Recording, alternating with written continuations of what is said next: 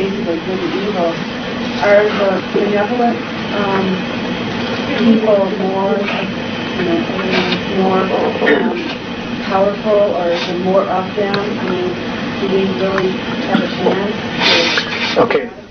The question is if there's really a battle between good and evil, are the benevolents more powerful? Do they have more? And do we really have a chance? Oh, gosh. I've been told that if they stuck together, yes, they could resolve the situation here.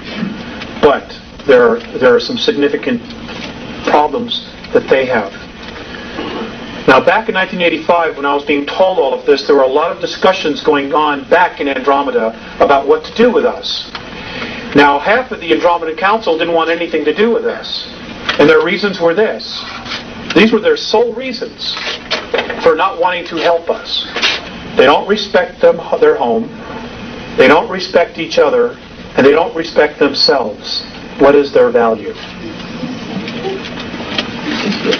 Now, those that wanted to help, because they have seen us as totally being violated with our free will, somehow convinced them that this was a worthwhile project. Now, intervention not only changes our reality, it changes their reality. And one of the things that the Andromedans and Morine has said specifically is they don't want to come down here and help us when we don't want to help ourselves.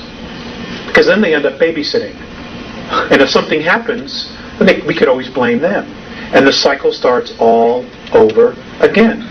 This is about self-responsibility. That's what this whole thing is about. There are one group of ETs who say, well, there's no way. You cannot be self-responsible. You cannot rule yourselves. And then we were given this opportunity 200 and some odd years ago to try this experiment. And we succeeded in doing it. But now we're being lulled back into a place where we want somebody to take care of us. Yeah. And you know that you're going to sacrifice your freedom. I'm not about to do that. Neither. So who's going to win? I don't know. I wish I knew. I wish I had a place to hide till it was over, but I don't. Their interference has caused a lot of this to surface. I mean, they've kind of, changed our direction as to what we might have been able to accomplish. You're right. The question was, she added, that we've been manipulated and they've helped to change us into a different direction. You're absolutely right. However, when I brought that question up to Mornay, he looked at me and he said, are you aware that your government is drugging its young people? And I said, well, yes. He says, are you aware of a couple other things that he mentioned which are really sensitive? And I said, well, yes. He says, well, what has your race done about it? I mean, 1986, 1987, West 57th Street, twice in 6 months, showed Air Force personnel unloading bales of marijuana and cocaine off of planes at Hempstead Air Force Base and loading it up with weapons and then taking off for Costa Rica. Twice they showed this on national TV. What happened? West 57th Street was taken off the air and nobody did anything. Again, it comes back to self-responsibility. They are watching us. They are watching us and saying, should we come in and help this race when they don't want to clean up their own act, when they don't want to take care of their own? Do you realize, and big time, and those who don't want to make a shift are going to be checking out. Because the frequency, everything is changing, folks. And I'm not trying to instill fear in you. I'm trying to share with you what they've told me. And they have not been wrong. Things are going to radically change. And it's going to start just like this. It has. You watch November of this year, it's going to get really weird in this country. Really weird. They're going to try to divide us. And because if you divide, you can conquer. And whatever you do, please don't turn on each other. The enemy is underground. They're on the moon. It is not your neighbor. It is not your policeman. He's not the enemy. If you want to do something really constructive and you don't know what to do, just do this one thing. Come November, if there's an election, vote whoever's been in office, vote them out. Start over. That will buy us more time. What happened in 1994 that stopped the integrating of the oxygen supply? Nothing. Apparently there's been this divine intervention and third density is moving into fifth. Therefore, they say this is going to happen by December of 2013, so the 41 years won't go by. So we've been rescued on some level already. But I don't know how many of us are going to make it. Now, the world government has been told that we're overpopulated, by the aliens. The truth is, they can't control all of us. Right. They can't control us here. So they decide they want to just eliminate half the world's population. Now, folks, I want to share this with you. According to the Andromedans, our planet could comfortably handle a population of 11 billion if we didn't squander our natural resources and we went to free energy. Right. Yes. Now, the free energy has been suppressed forever. Right. If we went to that, we could turn this whole thing around. Right. All right? What's happened is the political systems have broken down, but they don't want to take responsibility for it because in order to fix it, they have to make us more free. And they're not about to do that. They are not about to relinquish control of you, your money, your assets, because you're a natural resource. So it's easier to create a catastrophe, like a pole shift or something else, biological weapons, and just wipe out half the population. And they're still in charge. And I can assure you that those people that you call your world leaders, those who are part of this game, will be sitting on the moon watching all this happen.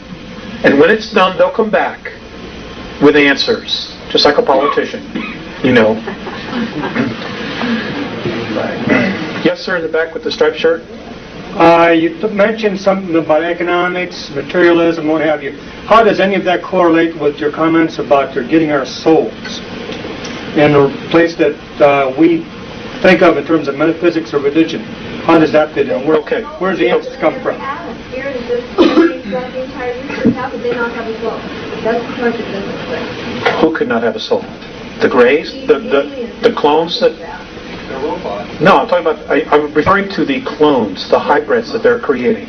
They do not have soul. That's what I'm told. You're saying they're like robots. They're not That's right. actual beings. They're not actual beings. Microprocessors, organic microprocessors are grown inside their brains. These blues and or grays are not living beings. Some of them are not, no. What about the ones that aren't clones? Do they have souls? The ones who are not clones? Yes, they do. What was that question back there? I still didn't get it. We got off. Yeah, where does soul and spirit get into this? Okay. It's a possible solution. Why are they so interested in us? Now this is really going to stretch your belief systems. I am told that a majority of the physical beings, human beings that are in third density, not only on our planet, but in 21 other systems, who are experiencing the same problem we are having, are beings that apparently at some time in our past were at 11th density. Now, the Andromedans have said that our universe, what we know as our universe, is in linear time, and this is the only way that I can explain it, is as we count time, is that our universe is a 21 trillion year holograph. It's a holograph. It's a picture within a picture within a picture, or a dream within a dream within a dream, however you want to look at it. And that apparently many of the souls on third density were at 11th density. And for some reason, this collective group consciousness decided they wanted a different perspective. And they literally fell into the concept of time, into physicality, and literally carved out of nothing what we know as third density. Now, third density to many of these other races is like putting your hand in Jell-O and trying to move it back and forth. There's so much resistance, it's so dense. And yet here we are literally creating all this. That's how powerful we are. That's how powerful our minds are. Which is why there's been so much focus on brainwashing. on trying to make us victims, or believe that we're victims. Because the minute we wake up and we take a step back, detached, and see our situation for what it really is, they've lost control. It ends there the minute we awake.